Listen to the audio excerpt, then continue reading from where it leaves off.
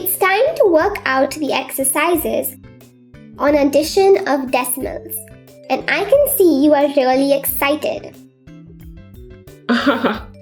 You bet I am. Can we start now? Addition of decimals. What is 0.8 plus 0.1? We write 0.8 in the place value chart as 0 ones and 8 tenths, and 0.1 as 0 ones and 1 tenths. While adding numbers, we add from the right to the left.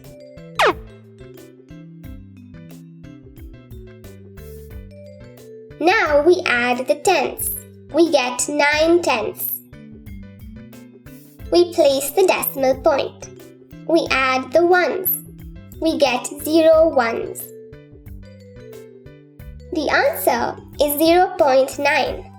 So 0.8 plus 0.1 is equal to 0.9.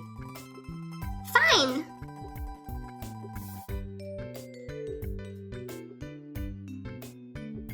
What is 5.3 plus 0.4? Thank you for watching. Enroll now. To access all 184 videos totaling 16 hours and 38 minutes, featuring introductions, examples, and exercises for Grade 4 Math.